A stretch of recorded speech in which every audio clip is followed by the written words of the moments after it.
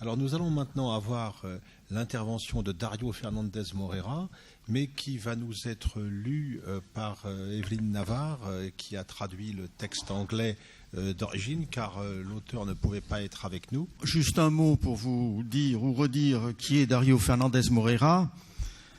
C'est un professeur au département d'espagnol et de portugais de l'université Northwestern Illinois, bien que son nom soit d'origine clairement hispanique. Docteur de l'université de Harvard, ancien membre du Conseil national des États-Unis pour le développement des humanités. Il est l'auteur de nombreux articles et de livres érudits sur l'Hispanie musulmane, le siècle d'or, la rencontre de l'Europe et des Amérindiens, et l'œuvre des grandes figures de la littérature classique espagnole. Alors, il a été découvert par le grand public aux États-Unis à l'occasion du succès retentissant du livre dont vous avez trouvé à l'entrée la version française, qui a été publié aux éditions Jean-Cyril Godefroy en 2018 et qui s'intitule « Chrétiens, juifs et musulmans dans Al-Andalus, mythes et réalités ». Alors, Dario Fernandez Moreira avait d'abord l'intention de venir et puis il a de sérieux problèmes avec ses yeux et à la fin, il a dû renoncer. Donc, c'est sa traductrice, puisque Evelyne Navarre est professeure d'anglais, c'est elle qui a traduit sa communication et c'est elle qui va donc la prononcer à sa place. Cette communication s'intitule « Pour un examen critique de la vision d'Al-Andalus chez les historiens anglo-saxons ». Les universitaires anglo-saxons entretiennent à propos de l'Espagne musulmane un certain nombre de clichés. Et l'une de leurs théories, peut-être la plus répandue, consiste à affirmer que le régime de la loi islamique imposé aux minorités religieuses aurait donné tous les motifs de satisfaction aux chrétiens, puisque les relations qu'il établissait entre ces derniers et les musulmans auraient été fondamentalement bonnes, à quelques malencontreuses exceptions près. Il conviendrait donc, selon eux, que notre monde contemporain tire la leçon de la réussite de cette coexistence enrichissante pour les deux communautés. Nous ne leur porterons pas la contradiction sur le concept de convivencia. Ils pourraient répondre qu'ils n'y adhèrent pas, mais nous commenterons 4 des thèses que ces spécialistes propagent au sujet de l'Espagne musulmane, que ce soit dans leurs universités ou dans leurs publications. Nous nous pencherons ensuite sur une pratique spécifique, l'excision, dont nous prouverons qu'elle était en usage dans Al-Andalus en nous appuyant sur un texte jamais traduit auparavant. Ainsi, le djihad, affirme-t-il, n'aurait eu aucune part dans la conquête de l'Espagne visigothique et il serait plus approprié, selon eux, d'utiliser le terme de migration, comme on le fait au sujet des Visigoths. Selon eux, donc, Al-Andalus se substitua à l'Hispanie à la faveur d'un phénomène de conversion volontaire à l'islam, ce qui permettrait d'accréditer la thèse selon laquelle cette substitution n'aurait pas été vécue comme un drame par les chrétiens.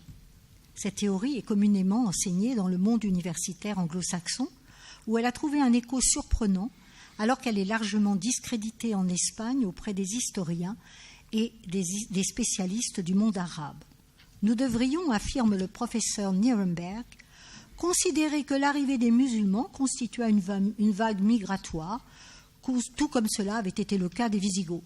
Un de ses collègues défend également la thèse selon laquelle il n'y eut pas de conquête, évoquant la rareté des sources et le manque de fiabilité. Puisqu'après tout, dit-il, l'histoire serait une forme de rhétorique qui consiste à convaincre par un bon récit plutôt qu'à établir la vérité. Pour Richard Hitchcock, de l'université d'Exeter, la religion n'eut pas de part dans la conquête de l'Espagne visigothique. Selon l'interprétation historique traditionnelle, écrit-il, l'invasion s'est imposée par le djihad, considéré comme une guerre sainte. À certaines époques, particulièrement au XIXe siècle, les historiens attribuèrent naturellement l'expansion de l'islam à la ferveur religieuse des premiers croyants. Il ajoute qu'il n'est pas approprié de présenter la poursuite du djihad comme un facteur des conflits entre les musulmans et les peuples qu'ils soumirent au premier siècle de l'islam, tout de moins pour ce qui concerne la conquête puis l'occupation de la péninsule ibérique. Or, la théorie consistant à nier cette conquête musulmane est battue en brèche par les grands spécialistes espagnols comme Felipe Mayo Salgado, Alejandro García San Juan, Serafín Fandrul, Rafael Sánchez Saus, aussi bien que par des spécialistes français comme Dominique Urvois et Charles-Emmanuel Dufourc. Cependant, cette théorie perdure. Cette thèse n'est en effet corroborée ni par la chronique mozarabe chrétienne écrite en 754, quelques décennies après l'invasion musulmane, ni par l'hymne wisigoth Tempore Belli, composé lui aussi peu de temps après cette conquête. Elle est contredite aussi par la numismatique, puisque l'on trouve en Afrique du Nord des pièces de monnaie portant la date de 711 qui appellent les guerriers musulmans au djihad, c'est-à-dire à la guerre sainte, et non à un effort pacifique exercé sur soi. On ajoutera que des chroniques musulmanes plus tardives, qui prétendent s'appuyer sur des sources antérieures, affirment que le djihad avait inspiré la conquête, qui avait des motivations religieuses. Il ne s'agissait donc pas d'un effort pour essayer de donner le meilleur de soi, selon l'acception qu'en donnent de nombreux spécialistes du monde universitaire anglo-saxon. Une deuxième thèse serait, à supposer qu'il y eut une conquête, ce fut celle d'un royaume chrétien décrit comme arriéré, où régnait l'obscurantisme et l'ignorance, un royaume dont la civilisation était bien inférieure à celle de ses conquérants. Ces allégations servent à corroborer indirectement l'enseignement communément dispensé qui consiste à affirmer que, loin d'être une catastrophe pour les chrétiens, la conquête leur fut en réalité bénéfique, puisqu'elle permit d'établir le règne d'Al-Andalus et de sa tolérance en anéantissant un royaume barbare. Les termes qu'utilise le professeur Thomas F. Glick, directeur de l'Université d'études médiévales de l'Université de Boston, témoignent du mépris qu'il éprouve à l'encontre des Wisigoths chrétiens. L'échec de l'État wisigoth était, écrit-il, reflété dans son atonie technique, dans l'incapacité de son élite à s'adapter à un milieu différent de son environnement originel. Ces hommes des bois ne se sont jamais trop éloignés de leur univers. Cette animosité, voire ce mépris à l'égard des Wisigoths chrétiens, s'exprime également lorsque Norman Roth, professeur émérite spécialiste des études hébraïques et sémitiques, écrit « Même si les chroniques glorifient la grande monarchie chrétienne de l'Espagne wisigothique légendaire, le fait est que les Wisigoths avaient fui l'Espagne, l'abandonnant aux envahisseurs musulmans. Lors de la reconquête, les chrétiens tirèrent les leçons de cette convivencia qui contribua à la grandeur de l'Espagne et dont le reste de l'Europe aurait pu profiter. À son instar, de nombreux professeurs déprécient encore la culture du royaume chrétien wisigoth, et ce malgré le nombre croissant de preuves du contraire désormais disponibles. Selon les chroniques musulmanes, les conquérants, majoritairement berbères, dont le niveau culturel était bien inférieur à celui de la population du royaume chrétien wisigoth, furent très impressionnés par la culture qu'ils y découvrirent. Des vestiges attestent pourtant de l'influence de l'Empire romain d'Espagne sur le royaume wisigoth. Les fouilles archéologiques entreprises dans les grandes ruines wisigothiques de Récopolis révèlent, comme à Tolède, la capitale du royaume, une ville active possédant des aqueducs, des places, de grands bâtiments en pierre, des bains. Son plan était calqué sur celui de Constantinople, la Nouvelle Rome, qui fut la plus prestigieuse des cités du Haut Moyen-Âge, devant Bagdad, Damas, Cordoue et même Rome. Les Wisigoths conservèrent par ailleurs dans leur royaume le système éducatif hérité de Rome. La notoriété des grands savants wisigoths est parvenue jusqu'à nous, à l'instar de celle de saint Isidore de Séville, de Théodulphe, devenu l'un des piliers de la Renaissance carolingienne, ainsi que de Julien de Tolède. Quant au code de loi wisigoth, pour barbare que certaines de ces dispositions puissent paraître aujourd'hui, il était bien plus proche des notions juridiques occidentales contemporaines que les droits juifs ou islamiques de l'époque médiévale. En effet, Émanant du droit romain ainsi que du droit coutumier germanique, ce code, inspiré par les valeurs chrétiennes, affirmait la nécessité de restreindre le pouvoir du gouvernement. Les Wisigoths, qui étaient déjà romanisés à leur arrivée en Espagne en 415, assimilèrent donc dans leur langue, leur religion, leurs lois, leur littérature, leur philosophie, leurs pratiques culturelles, ainsi que dans leurs sciences et techniques, l'héritage grec, romain et chrétien. Cette romanitas qui imprègne la culture et la civilisation occidentale et dont Rémi Brague a fait une étude approfondie dans son livre « Europe, la voie romaine ». Cette attitude diffère fondamentalement de la façon dont l'islam traita les civilisations qu'il soumit. Les conquérants musulmans ne se sont en effet jamais assimilés aux civilisations qu'ils assujettissaient. Au contraire, une fois qu'ils s'étaient appropriés leur savoir-faire et leurs connaissances techniques, ils s'attachaient à assurer leur hégémonie en imposant leurs lois ainsi que leurs pratiques sociales, toutes puissamment ancrées dans la religion, changeant ainsi inexorablement la culture des terres conquises jusqu'à l'anéantissement de leur civilisation. Il en alla ainsi des cultures perses zoroastriennes, de l'Empire romain d'Orient, de l'Afrique du Nord, de l'Asie mineure byzantine, des royaumes bouddhistes ou hindous du Sindh, ainsi que du royaume chrétien des Wisigoths en Espagne. Comme le font remarquer certains historiens espagnols au sujet d'une soi-disant coopération culturelle qui aurait existé entre chrétiens et musulmans, l'appropriation des connaissances techniques des peuples soumis n'est, comme le dit Mayo Salgado, sans rappeler la façon dont aujourd'hui des nations islamiques comme l'Arabie saoudite profitent des apports technologiques et scientifiques de la civilisation occidentale. Les découvertes archéologiques corroborent les chroniques musulmanes et chrétiennes qui dépeignent des œuvres d'art, une orfèvrerie raffinée, des bibliothèques, ainsi que de magnifiques palais dont s'emparèrent les souverains omeyyades pour y établir leur résidence. Qu'est-il alors advenu de cette civilisation hispano-romaine qui s'est épanouie à l'époque visigothique? Deux sortes de sources nous renseignent à ce sujet, l'archéologie et les chroniques chrétiennes.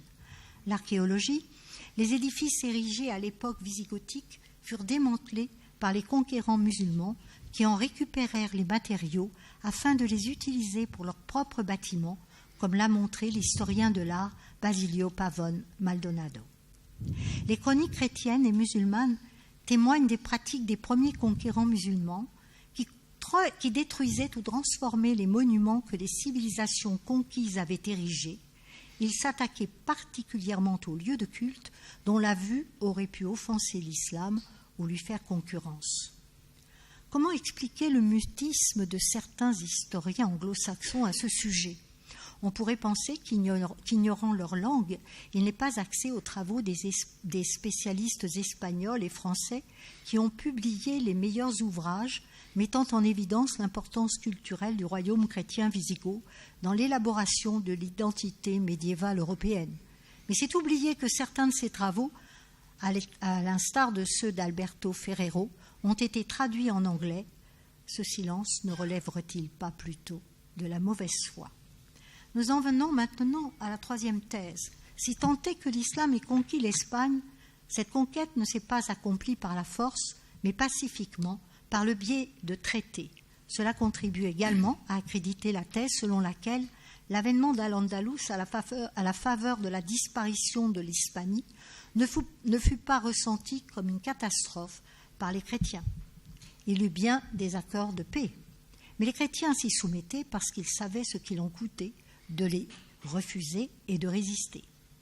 Ces traités visaient de fait à instaurer la dîma, ce statut juridique imposé par la loi islamique, assurait aux Juifs et à toutes les strates de la population chrétienne, seigneurs, clercs ou peuples, le droit de conserver leur mode de vie et de pratiquer leur religion. Mais il les réduisait au statut subalterne de dhimmi, impliquant des restrictions en matière de liberté civile et religieuse, ainsi que le paiement aux autorités islamiques d'un tribut, le jizya, censé garantir aux dhimmis une protection, entre guillemets, et qui présentait pour les juristes musulmans le double avantage de constituer une source de revenus et de maintenir les populations qui étaient soumises dans un état de sujétion. Il était plus rentable de maintenir les chrétiens et les juifs dans le statut de dhimmi que de les réduire en esclavage. Par ailleurs, comme le précise le spécialiste du droit musulman Majid Kadouri, la loi islamique réserve aux croyants la possibilité d'abroger tout accord s'il en va de l'intérêt de l'islam. Elle leur accorde également l'autorisation de mentir aux infidèles, fût-ce au prix de l'apostasie si nécessaire. Les fausses conversions des morisques qui voulaient rester en Espagne tout en continuant de pratiquer l'islam en secret constituent l'illustration la plus célèbre de cette pratique, la taqiyya, étudiée notamment par Louis Cardaillac. Ce système, redoutablement efficace, permit à l'islam d'imposer son hégémonie. La chronique mozarabe, aussi bien que les chroniqueurs musulmans comme Al-Hakam, souligne la nature souvent trompeuse des pactes conclus. Enfin, l'islam aurait conquis un lieu appelé Ibérie et non Espagne. Ce nom, délibérément adopté il y a une vingtaine d'années par les chercheurs anglo-saxons pour des motifs qui n'ont rien d'historique, doit être obligatoirement utilisé dans les travaux universitaires qui se réfèrent désormais à l'Ibérie médiévale et non plus à l'Espagne médiévale. Or, le mot Ibérie ne fut utilisé que par les géographes grecs, et ce avant la conquête romaine. Les Romains, quant à eux, utilisèrent le nom d'Hispania, qui a donné Espagna, dans la langue romane. Nous allons maintenant nous pencher sur le sort des chrétiens dans Al-Andalus, ainsi que sur une spécificité musulmane, l'excision. Loin d'être un paradis pour eux, de nombreuses sources primaires que j'ai analysées illustrent certaines des pratiques culturelles religieuses juridiquement admises dans Al-Andalus, qui rendent difficile, sinon impossible pour les chrétiens, la cohabitation avec les musulmans, dont la civilisation se révèle dans son altérité par maints exemples. La notion d'impureté en constitue l'un des exemples les plus frappants. Le chien, animal que les païens et les chrétiens occidentaux considèrent comme leur proche compagnon depuis des millénaires, on aura l'exemple d'Ulysse et de son chien Argos, ne peut être admis dans la maison de musulmans qui le considèrent comme impur. La viande des animaux tués par des chrétiens est impure parce que ces derniers ne respectent pas les pratiques d'abattage rituel. D'ailleurs, les chrétiens, mangeurs de porc et d'ail, ainsi que buveurs de vin, sont considérés comme impurs, tout comme l'eau que souille leur contact ou celui des objets qu'ils utilisent. On notera aussi des inégalités devant la loi. Le fait que la vie d'un chrétien ne valait juridiquement que la moitié de celle d'un musulman, ainsi un chrétien doit être puni de mort s'il a tué un musulman, même en état de légitime défense, alors que cette peine ne s'applique pas à un musulman qui a tué un chrétien, même intentionnellement. Mais c'est la pratique de l'excision révélée par les sources primaires musulmanes qui illustre sans équivoque cette altérité radicale. La plupart des spécialistes anglo-saxons affirment que l'excision ne fut jamais pratiquée dans Al-Andalus et plus généralement dans la partie occidentale du monde musulman. Les documents attestent du contraire.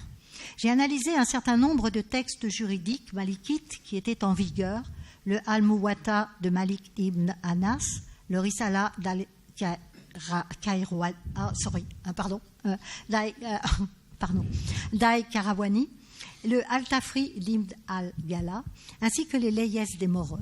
Tous ces textes recommandaient, comme un fait acquis, la pratique de l'excision. La preuve la plus irréfutable de l'existence de cette pratique apparaît dans un passage du Bidayat, rédigé par le grand penseur Ibn Rushd, qui est plus connu en Occident sous le nom d'Averroès. Passage qui n'avait jamais encore été commenté dans aucun ouvrage universitaire. Felipe Mayo Salgado a accepté de traduire ce passage que j'ai découvert et qui n'avait jamais auparavant été traduit à partir de l'arabe original. Ibn Rushd, qui devait probablement avoir une ascendance chrétienne comme la plupart des intellectuels les plus célèbres d'Al-Andalus, occupait à Cordoue le poste de cadi. Dans ce célèbre manuel, il cite les recommandations des autorités juridiques malikites d'Al-Andalus où cette école était dominante. Il écrit: selon Abu Hanifa et la majorité des juristes, le contact des deux parties circoncises, c'est-à-dire celle circoncise de l'homme et celle excisée de la femme, invalide le pèlerinage majeur ou hajj, le rendant caduc. Abu Hanifa a dit, et s'il a eu un rapport sexuel auparavant, cela invalide son pèlerinage. Il est question ici de l'umra ou pèlerinage mineur. Si les juristes divergent sur les caractéristiques du rapport sexuel qui invalide le pèlerinage, hajj ou pèlerinage majeur, le plus grand nombre d'entre eux considèrent que le contact des deux parties sur lesquelles se pratique la circoncision et excision, invalide le pèlerinage. Compte tenu de la volonté de la majorité des chercheurs anglo-saxons de nier la pratique de l'excision à l'époque de l'âge d'or de l'islam, c'est-à-dire au temps d'Al-Andalus, il n'est pas surprenant que la traduction anglaise du Bidayat se garde prudemment de citer ce passage, censurant ainsi Ibn Rushd, c'est-à-dire Averroès. On ne s'étonnera pas non plus que la traduction anglaise du Al-Bukhari par le Center for Jewish Muslim Engagement de la University of Southern California censure également un passage de Bukhari. Les instructions qu'Ibn Rushd prodigue aux juges tiennent pour acquise l'existence de la circoncision féminine. Il écrivait au XIIe siècle, après des générations de mariages mixtes, argument qu'avancent justement les spécialistes anglophones de l'Espagne musulmane pour contester la pratique de l'excision. Selon eux, les femmes musulmanes d'origine chrétienne se seraient opposées à la volonté de leurs maris musulmans de faire exciser leurs filles. Manuel Marin, qui s'appuie notamment sur la biographie d'un savant andalou, se plaignant de ce que ces 12 femmes refusent de se faire circoncire, ce qui corrobore l'existence de l'excision que Manuela Marin ne va pourtant pas jusqu'à reconnaître, puisqu'elle considère que l'exemple des 12 femmes montre que celles-ci n'étaient peut-être pas toutes disposées à se faire exciser. Ce faisant, elle oublie que la loi n'autorisait que 4 épouses. Ces 12 femmes ne pouvaient donc être musulmanes, ce devaient être des esclaves sexuels. La loi permettait à un musulman d'en avoir autant qu'il pouvait en acheter ou en capturer lors du djihad. Elles étaient probablement originaires des pays chrétiens, puisque les femmes musulmanes, comme l'a souligné le célèbre juge Ibn Rushd al-Yad, grand-père d'Ibn Rushd, devaient être excisées avant le mariage.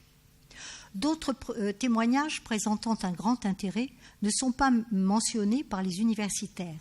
Ils concernent la pratique de l'excision dans l'islam en général. Alors, leurs affirmations concernant la question de savoir si l'excision est réellement prescrite par l'islam, si c'est une pratique arabe pré-islamique que l'islam a conservée, que Mahomet n'aurait pas approuvée, mais que les religieux auraient adoptée ultérieurement pour une raison quelconque, ainsi que l'affirmation selon laquelle elle ne fut pas pratiquée dans Al-Andalus, doivent être confrontées aux preuves fournies par des sources primaires biographiques et juridiques montrant que cette pratique était observée et qu'elle était considérée comme honorable ou noble pour les femmes. Pour leur trouver des excuses, on pourra dire que les spécialistes honnêtes sont probablement passés à côté de ces preuves parce qu'ils ne prenaient en considération que les textes connus recommandant explicitement l'excision plutôt que les textes qui attestent de son existence en traitant d'autres sujets comme les règles s'appliquant à la façon de se laver ou de prendre un bain. La réticence de nombreux universitaires à reconnaître la pratique de l'excision dans Al-Andalus provient peut-être aussi de l'aversion ou même de la crainte qu'ils éprouvent à l'égard de cette pratique. Malgré ce que peuvent en dire les universitaires anglo-saxons, cette observance illustre l'altérité fondamentale de la civilisation établie dans l'Espagne musulmane, altérité que José Ortega y Gasset notamment, a mise en évidence, mais pour laquelle un grand nombre de spécialistes anglophones contemporains préfèrent utiliser des expressions psychologisantes, moins stigmatisantes, plus édifiantes, telles que conceptualisation de l'autre, de congruence culturelle, d'interaction créative, de dynamique sociale complexe. Je vous remercie.